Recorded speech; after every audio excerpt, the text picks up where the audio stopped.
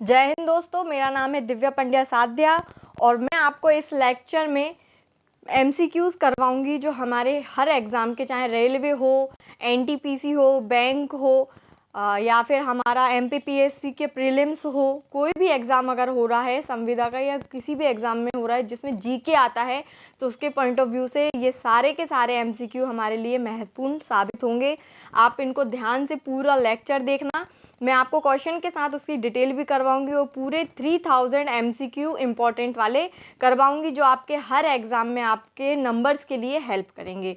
Okay, तो हम start करते हैं हमारा ये सेशन और इसका मेरा ये फर्स्ट पार्ट है और भी आने वाले समय में मैं इसके पार्ट्स बनाऊंगी। टोटल 3000 एमसीक्यूज हम इस सेशन में करेंगे। ओके, हमारा फर्स्ट क्वेश्चन है हड़प्पा सभ्यता का सर्वाधिक मान्यता प्राप्त काल। हड़प्पा सभ्यता का सर्वाधिक मान्यता प्राप्त काल। फ्रेंड्स, पहले तो ये क्वेश्चन को समझिए कि इनने सर्वाधिक मान्यता क्यों बोली है, क्योंकि हर इतिहासकार ने अलग अलग काल बताया है। कोई का कहना है 2800 से 2000 ईसा पूर्व, कोई का कहना है 2500 ईसा पूर्व से 1750 ईसा पूर्व, कोई का कहना है 3500 ईसा पूर्व से 1800 ईसा पूर्व। अलग अलग इतिहासकारों ने अलग अलग इसका काल बताया है, लेकिन ज़्यादातर हम किस डेट को मानते हैं, ज़्यादातर हम किस काल को मानते हैं, तो हम मानते हैं 2500 ईसा पूर्व से 1750 ईसा पूर्व। अब फ्रेंड्स, हम इसको थोड़ा सा डिटेल में देखते हैं कि आखिर इस क्वेश्चन में क्या इसकी व्याख्या क्या है, इसकी डिस्क्रिप्शन क्या है कि रेडियो कार्बन C14 जैसी नवीन विश्लेषण पद्धति, जो नई पद्धति जो आई है, उसके कारण सिंधु सभ्यता में सर्वमान्य तिथि कौन सी मानी गई है? 2500 ईसा पूर्व से 1750 ईसा पूर्व। सिंधु सभ्यता की खोज किसने की है? राय बहादुर दयाराम साहनी जी ने की है। और सिंधु सभ्यता को प्राग ऐतिहासिक अथवा कांस्य युग में रखा गया है। कौन कौन से युग में रखा गया है? प्राग ऐतिहासिक यानी कि प्रोटो हिस्टोरिक और कांस्य यानी कि ब्रॉन्ज युग में रखा गया है। इस सभ्यता के मुख्य निवासी कौन थे? द्रविड़ और भूमध्य सागरीय। कौन कौन थे? द्रविड़ थे और भूमध्य सागरीय इसके मुख्य भूमध्य सागरीय और द्रविड़ इसके मुख्य निवासी थे। हमारा नेक्स्ट क्वेश्चन आता है सिंधु घाटी की सभ्यता निम्नलिखित में से किस सभ्यता के समकालीन नहीं है? समकालीन नहीं है मिस्र की सभ्यता के, मेसोपोटामिया की सभ्यता के, चीन की सभ्यता के या ग्रीक की सभ्यता से। तो फ्रेंड, चार सभ्यताएं प्रमुख रूप से पिछले शहरी सभ्यताएं जो कहा जाती है, चार प्रकार की। एक मिस्र की सभ्यता हुई, एक मेसोपोटामिया की सभ्यता हुई और एक चीन की सभ्यता हुई और दूसरी हमारी सिंधु घाटी की सभ्यता हुई। लेकिन ग्रीक की सभ्यता हमारी सिंधु घाटी सभ्यता के समय नहीं आई थी। और इसकी व्याख्या में हम क्या देखते हैं कि सिंधु घाटी की जो सभ्यता है वो मिस्र, मेसोपोटामिया और क्रीट सभ्यता के समकालीन थी। क्षेत्रफल की दृष्टि से ये भाग मिस्र, मेसोपोटामिया एवं क्रीट की अपेक्षा कहीं अधिक विस्तृत था। लेकिन हमारी जो सिंधु घाटी की जो सभ्यता है वो इन तीनों सभ्यताओं के कंपैरिजन में ज़्यादा विकसित थी। समकालीन विश्व की कोई अन्य सभ्यता सिंधु सभ्यता से विस्तृत नहीं थी, उसके जैसे नहीं थी। कौन सी सभ्यता? समकालीन विश्व की कोई भी सभ्यता हमारी सिंधु घाटी की सभ्यता जैसी नहीं थी। इसके सभी स्थलों से प्राप्त तत्वों में न केवल समता है, वर्ण एकता रूप भी है। यानी कि इसमें जो हमें प्राप्त, इस स्थलों में जो हमें तत्व प्राप्त होते हैं, उससे हमें पता चलता है कि ये बाकी सब सभ्यता से बहुत कहीं आगे बढ़ी हुई थी। सुमेरिया यानी कि मेसोपोटामिया में जो सुमेरिया है उसमें सेंदव जैसी सभ्यता के बर्तन, मूरे और चूल्हे मिले हैं हमको। यानी कि हम इससे ये कह सकते हैं कि उस समय फॉरेन सर्विस भी चलती थी कि हमारे यहाँ का सामान वहाँ जाता था और वहाँ का सामान हमारे देश में यानी कि हमारी सिंधु घाटी सभ्यता में आता था। और मिस्र में मिले आभूषण और श्रृंगार प्रसाधन सैंधव आभूषणों और श्रृंगार प्रसाधनों जैसे ही थे जो हमें मिस्र में देखने को मिलते हैं। मिस्र सभ्यता में जो हमें आभूषण और श्रृंगार के सामान मिला वो हमारे सिंधु घाटी की सभ्यता से मिलता जुलता था। और जो क्रीट सभ्यता में प्राप्त चित्र भी सिंधु घाटी के चित्रों से मिले हुए थे। जो क्रीट सभ्यता थी, चीन की जो सभ्यता थी, वो कैसी हुई थी, उसमें जो चित्र बने थे वो हमारी सिंधु घाटी की सभ्यता के जैसे बने हुए थे। इन प्रमाणों से यह स्पष्ट होता है कि सिंधु घाटी सभ्यता मिस्र, मेसोपोटामिया और चीन के समकालीन थी। क्यों थी, एक बार हम इसको शॉर्ट में रिवाइज कर लेते हैं कि मिस्र में हमको श्रृंगार का सामान मिला, मेसोपोटामिया में हमको बर्तन मिले सिंधु घाटी के जैसे, और चीन में हमको कलाकृतियां देखने को मिली। नेक्स्ट हमारा क्वेश्चन आता है, सिंधु घाटी की सभ्यता कहाँ तक विस्तृत थी। फ्रेंड्स, हमको ये बताना है कि ये सभ्यता कहाँ तक विस्तृत थी। पंजाब, दिल्ली और जम्मू कश्मीर तक, या फिर राजस्थान, बिहार, बंगाल और उड़ीसा तक, पंजाब, राजस्थान, गुजरात, उड़ीसा और बंगाल तक, या फिर पंजाब, राजस्थान, गुजरात, उत्तर प्रदेश, हरियाणा, सिंध और बलूचिस्तान तक। तो फ्रेंड्स, इसका आंसर क्या है, इसका आंसर है पंजाब, राजस्थान, गुजरात, उत्तर प्रदेश, हरियाणा, सिंध और बलूचिस्तान तक ये सभ्यता फैली हुई थी। क्योंकि सिंधु सभ्यता के सर्वाधिक पश्चिमी पुरास्थल दास्क नदी के किनारे स्थित सूत कांगेंडोर यानी बलूचिस्तान के अंतर्गत जो आता है, वहां पर हमको ज़्यादातर क्या मिले हैं, हमको उसके साक्ष्य मिले हैं।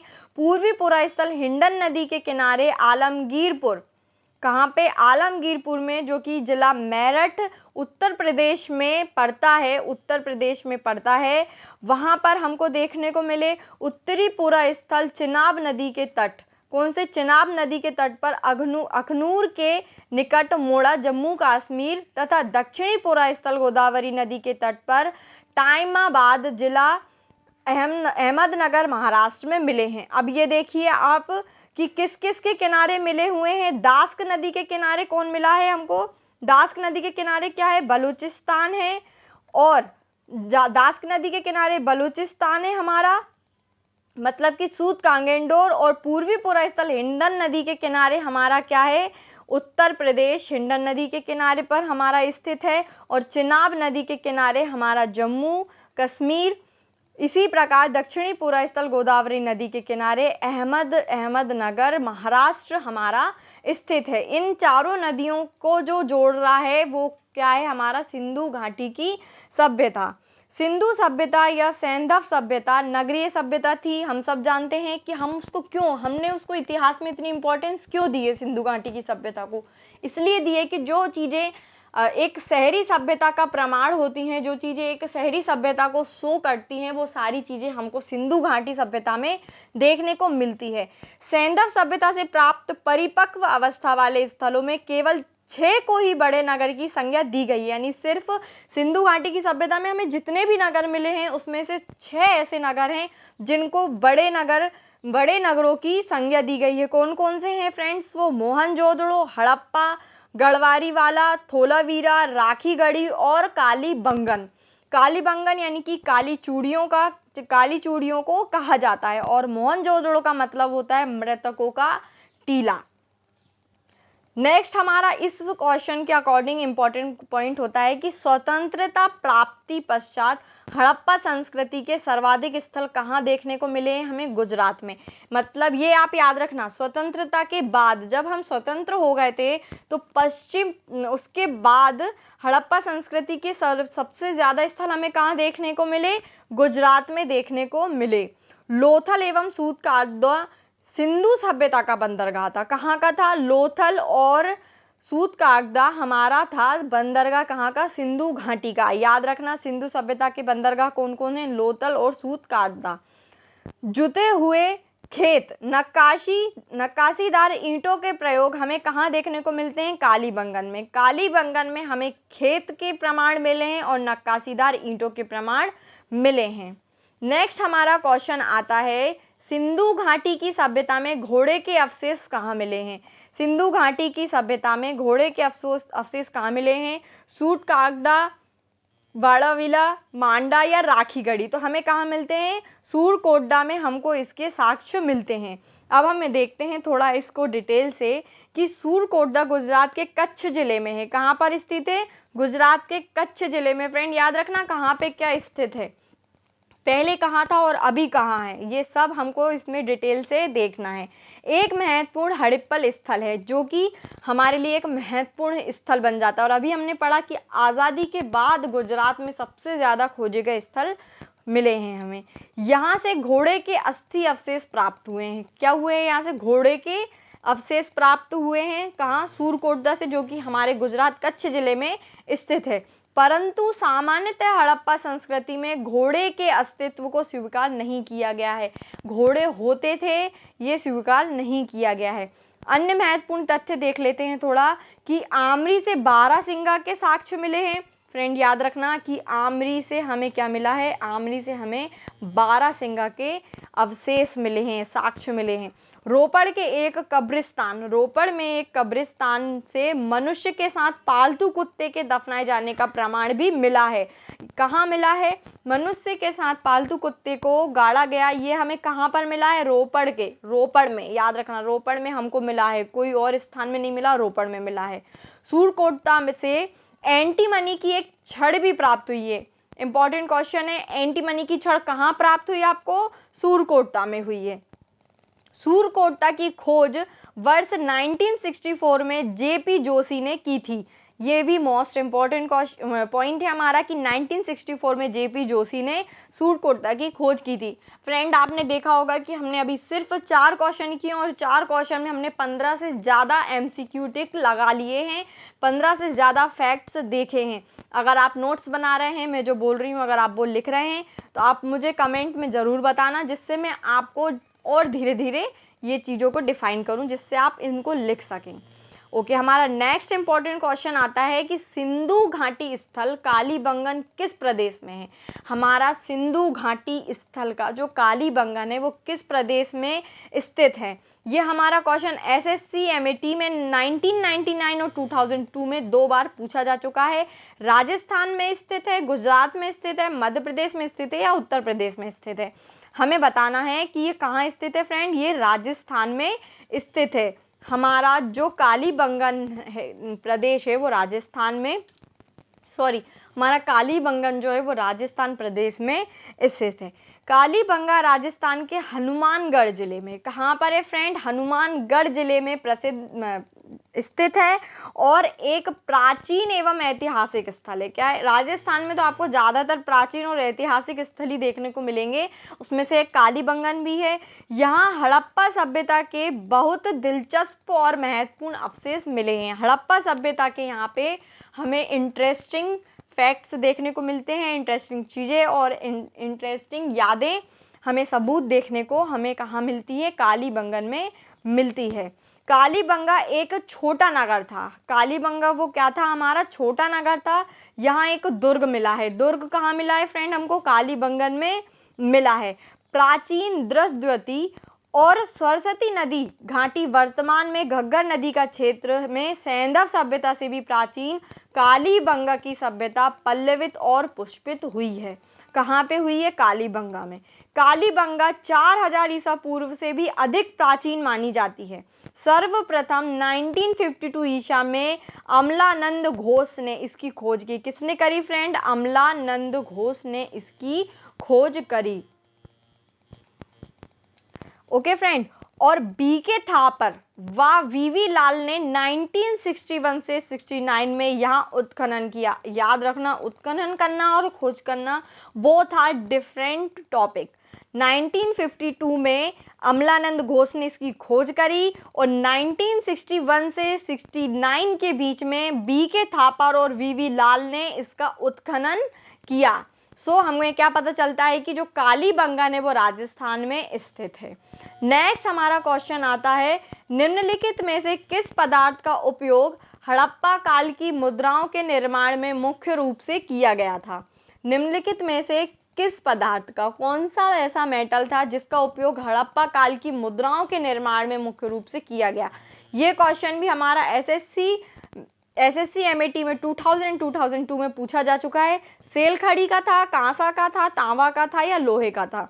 तो इसका हमारा आंसर है सेल खड़ी का था। सेल खड़ी का हमारा क्या था? यहाँ पे जो मुद्राएं मिली हमको, कहाँ पर मिली मुद्राएं? ये हड़प्पा काल में वो मुद्राएं सेल खड़ी की सेल खड़ी से निर्मित थी, सेल खड़ी से बनाई गई थी। हड़प्पा काल की मुहरें मुख्यतः वर्गाकार की थी। कैसी थी? वर्गाकार की थी। याद रखना, ये क्वेश्चन आपके एमपीपीएससी मेंस में भी पूछा जा सकता है 3 नंबर में, कि मुद्राएं किस मेटल की बनी थी, यानी कि किस पदार्थ की बनी थी और किस आकार की बनी थी। ये क्वेश्चन भी इसमें पूछा जा सकता है। और उसमें चित्र किसके बने थे, ये 3 नंबर का आराम से हो गया ये क्वेश्चन। तो इसमें क्या बोल सकते हैं हम? इसमें ये बता सकते हैं कि ये मुद्रा पहले तो वर्गाकार की थी और सेल खड़ी की बनी हुई थी, और मुहरों में सर्वाधिक संख्या में एक श्रृंगी पशु की आकृति बनी थी, जिसका एक सींग था, वो पशु इसमें बना हुआ था। मोहनजोदड़ो से एक कांस्य निर्मित नर्तकी की मूर्ति मिली। फ्रेंड याद रखना कि मोहनजोदड़ो में किसकी मूर्ति मिली? हमें एक नर्तकी की मूर्ति मिली।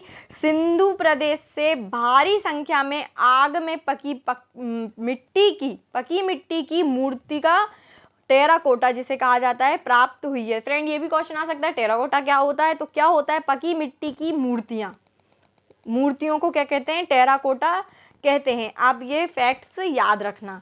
नेक्स्ट हमारा क्वेश्चन आता है, हड़प्पा सभ्यता किस युग की थी? हड़प्पा सभ्यता किस युग की थी? ये हमारा 2001 में क्वेश्चन पूछा गया था। कांस्य युग की, नवपाषाण युग की, पुरापाषाण युग की, या फिर लौह युग की? तो हमारी हड़प्पा कब की थी? कांस्य युग की थी। ये हमने फर्स्ट क्वेश्चन में ही क्लियर कर लिया था कि हड़प्पा सभ्यता कांस्य युग की थी और प्राग ऐतिहासिक काल की थी, ब्रॉन्ज और प्राग ऐतिहासिक। ठीक है। सिंधु सभ्यता को उसकी लिपि में ना पढ़े जा सकने के कारण आद्य ऐतिहासिक काल के अंतर्गत स्थान दिया गया। हमने मतलब उसकी लैंग्वेज ऐसी थी कि हम उसको अभी तक नहीं पढ़ पाए हैं, इसलिए हमने उसको क्या किया है? आद्य ऐतिहासिक काल के अंतर्गत रखा है। तृतीय कांस्य काल की ताम्र पाषाणिक सभ्यता। तृतीय कांस्य काल था ये, जिसमें ताम्र पाषाणिक सभ्यता रेडियो कार्बन विश्लेषण के आधार पर 2500 ईसा पूर्व में विद्यमान मानी जाती है। रेडियो कार्बन 14 के अकॉर्डिंग ये कहा जाता है कि ये 2500 ईसा पूर्व में शुरू हुई थी, किंतु यह सभ्यता अपने उत्कृष्ट काल में 2350 से 1750 ईसा पूर्व अर्थात 500 वर्ष तक रही। 500 वर्ष तक रहने का इसको कहा पता चला है कि 500 वर्ष तक रही। और इसमें मुख्य रूप से क्या बोला जाता है कि 2350 से 1750 के बीच में ये पूरी तरीके से अपने आप को शहरी सभ्यता में इसने ढाला है। ठीक है। नेक्स्ट हमारा क्वेश्चन आता है, सिंधु घाटी सभ्यता के लोगों का मुख्य व्यवसाय क्या था? सिंधु घाटी सभ्यता के लोगों का मुख्य व्यवसाय क्या था? ये हमारे 2001 में पूछा जा चुका है। व्यापार, पशुपालन, शिकार या कृषि? कौन सा इसका सबसे महत्वपूर्ण था? तो इसका क्या था? हमारा कृषि था। सिंधु घाटी की सभ्यता के लोग सबसे ज्यादा कृषि का व्यवसाय करते थे। इसके हम फैक्ट्स देख लेते हैं कि लोगों का मुख्य व्यवसाय कृषि था। हड़प्पा सभ्यता में अनेक फसल की खेती होती थी, जिसमें गेहूं और जौ को यहाँ का मुख्य खेती जिस चीज की होती थी, गेहूं और जौ की होती थी सिंधु घाटी सभ्यता में। कहाँ पर हुई है? हड़प्पा सभ्यता में हुई है। चावल का प्रयोग हड़प्पा काल में सीमित मात्रा में था। चावल का प्रयोग भी किया जाता था, हमको यहाँ से ये मालूम चलता है। रंगपुर और लोथल में चावल के प्रमाण मिले हैं। फ्रेंड याद रखना, चावल के प्रमाण कहाँ मिले हैं? रंगपुर और लोथल में। ठीक है, आप ये चीज याद रखना, रंगपुर और लोथल में हमको चावल के प्रमाण मिले हैं। हड़प्पा वासी मेसोपोटामिया में व्यापार करते थे। उस समय भी निर्यात आयात का काम होता था। हड़प्पा वासी मेसोपोटामिया से व्यापार करते थे। चांदी का प्रयोग भारत में प्रथम बार हड़प्पा वासी द्वारा किया गया। अगर ये क्वेश्चन आया कि चांदी का प्रयोग हमारे यहाँ सबसे पहले कब हुआ, तो कब हुआ? हड़प्पा वासी के द्वारा, यानी कि हड़प्पा सभ्यता में हुआ। कपास की खेती सर्वप्रथम हड़प्पा वासी द्वारा की गई। कपास की खेती किसके द्वारा की गई? हड़प्पा वासी। याद रखना, हड़प्पा वासी के द्वारा कपास की खेती की गई। ओके। नेक्स्ट हमारा ये इसमें मिलता है कि चेस मतलब शतरंज की शुरुआत भी हड़प्पा वासी के समय से हो चुकी थी। यानी कि जो चेस गेम जो है वो इंडिया ने निकाला है ना। नेक्स्ट ये हमारा पॉइंट हमको देखने को मिलता है कि कपास को यूनानी लोग सिंडन कहते थे। यानी कि यूनानी लोग कपास को क्या कहते थे? सिंडन। ओके। नेक्स्ट हमारा क्वेश्चन ये आता है कि हड़प्पा सभ्यता जो थी वो उसके जो निवासी थे वो कैसे थे, ग्रामीण थे, शहरी थे, यायावर थे, खानाबदोश यानी कि या फिर जनजातीय थे। तो कैसे थे, शहरी थे। फ्रेंड ये मैं पहले भी बता चुकी हूँ कि ये सभ्यता इंपॉर्टेंट क्यों है। ये सभ्यता इसलिए ही इम्पॉर्टेंट है क्योंकि ये शहरी सभ्यता है, पहली शहरी सभ्यता पूरे विश्व की। किसे कहा जाता है, हमारे हड़प्पा सभ्यता को कहा जाता है, जो कि भारत में विद्यमान है। ठीक है, भारत का प्रथम नगरीकरण हड़प्पा सभ्यता द्वारा शुरू किया गया था। पहला नगरीकरण जो हुआ था वो हड़प्पा सभ्यता द्वारा किया जा चुका था। और भारत में द्वितीय शहरीकरण गंगाधारी में 6ठी शताब्दी ईसा पूर्व में किया गया। यानी कि दूसरा जो शहरीकरण हुआ था वो गंगाधारी में हुआ था 6ठी शताब्दी ईसा पूर्व में। वैदिक सभ्यता ग्रामीण सभ्यता थी। जो वैदिक सभ्यता थी वो शहरी सभ्यता नहीं थी, वो कैसी सभ्यता थी, हमारी ग्रामीण सभ्यता थी। और यायावर यानी खानाबदोश व्यवस्था मानव में प्रारंभिक काल को दर्शाता है। यानी कि जो शुरुआत में होता था, शुरुआत में क्या होता था कि लोगों को हर बार अपने हर मौसम में जगह बदलना पड़ता था। जहाँ वो रहते थे वहाँ शिकार कम हो जाते थे, जानवर कम हो जाते थे, तो वहाँ से उठ के वो दूसरी जगह चले जाते थे। या अगर वो कुछ साग भाजी खाते थे, वहाँ पर अगर साग भाजी खत्म हो जाती थी तो दूसरे स्थान चले जाते थे, वहाँ कुछ दिन रहते थे, वहाँ पर जब खत्म हो जाता था फिर कहीं और चले जाते थे। वो किस प्रकार के लोग होते हैं, खानाबदोश प्रकार के लोग होते हैं। तो ये हमको प्रारंभिक काल में देखे जा सकते हैं। और शहर होने के लिए प्रथम शर्त खेती में अतिरिक्त उपज होना ही अनिवार्य होता है। शहरी सभ्यता में, अगर शहरी सभ्यता अपन किसी को कहेंगे तो वो कब कहेंगे, जब खेती में अतिरिक्त उपज हो रही है तो वो शहरी सभ्यता हुई।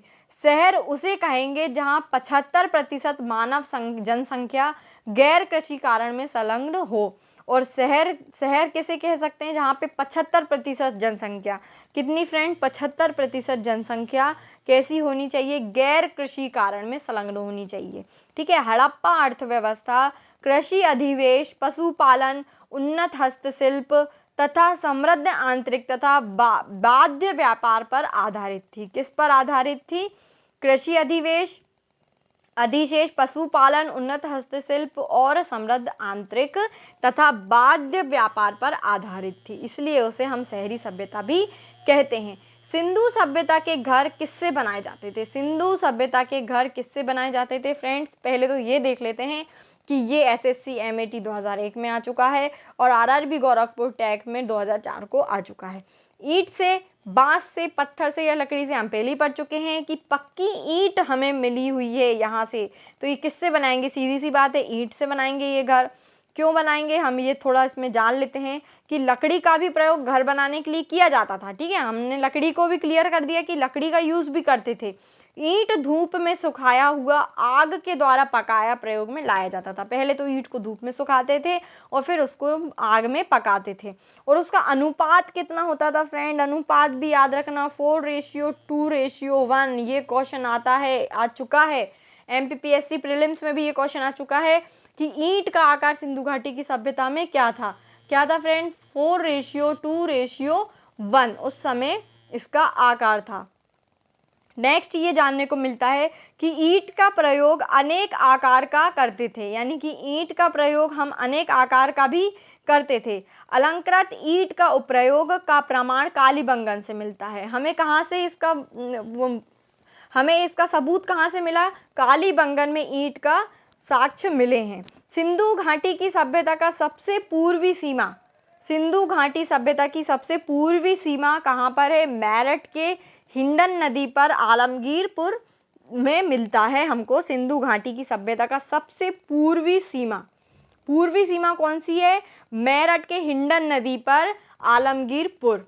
ठीक है, नेक्स्ट हमारा क्वेश्चन आता है 11th, हड़प्पा वासी किस वस्तु के उत्पादन में सर्वप्रथम थे, सबसे ज्यादा उत्पादन उधर पे किस चीज का होता था, तो ये हमें पता है कपास का होता था। और कपास ये जो क्वेश्चन है ये कब पूछ चुका है, SSC MAT 2001 में, RRB त्रिवेंद्रम टैग 2004 में ये क्वेश्चन आ चुका है। मुद्राएं का, कांसे के औजार का, कपास का या जौ का, तो हमें पता है कपास का यहाँ पर सबसे ज्यादा उपयोग किया जाता था।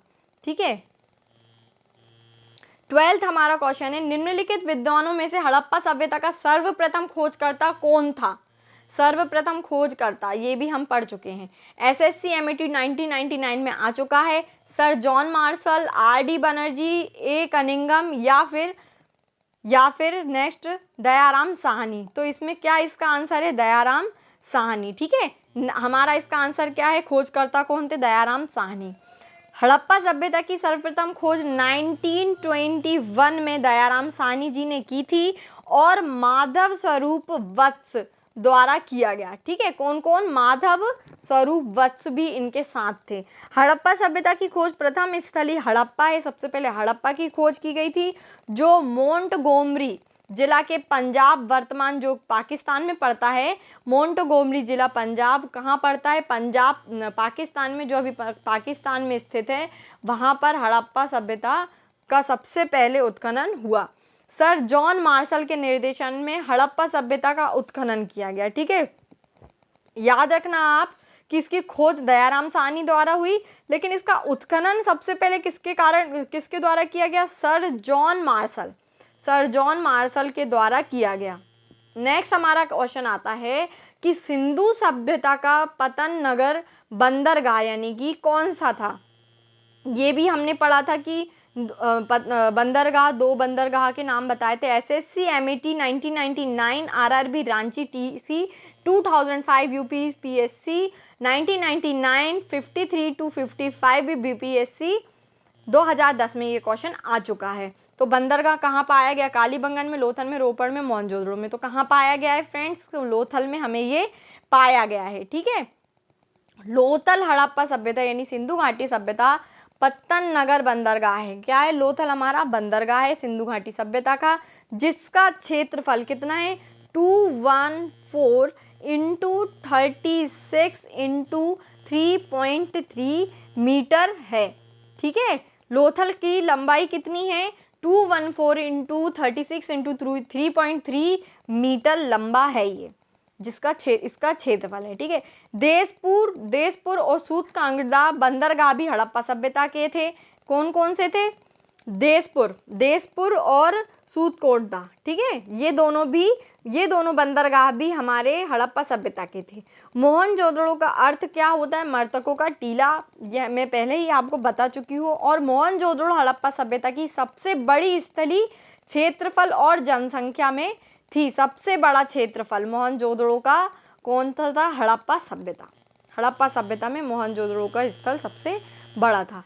पैमानों की खोज ने यह सिद्ध कर दिया है कि सिंधु घाटी के लोग माप और तौल से परिचित थे। हमें पता चला इतिहासकारों से, पैमानों की खोज से, कि सिंधु घाटी की जो सभ्यता थी वो माप और तौल को जानते थे। यह खोज कहाँ पर हुई थी? यह खोज हुई कहाँ पर थी, ये हमको बताना है। अब ये जो क्वेश्चन है ये एसएससी एमईटी 1999 में आ चुका है, सीडीएस में 1998 में आ चुका है। और इसके उत्तर क्या क्या ऑप्शन क्या है? कालीबंगन में, हड़प्पा में, चहुदड़ो होगा फ्रेंड ये, या लोथल में। तो कहाँ खोज हुई थी? लोथल में हुई थी फ्रेंड्स, लोथल में इसकी खोज की गई थी।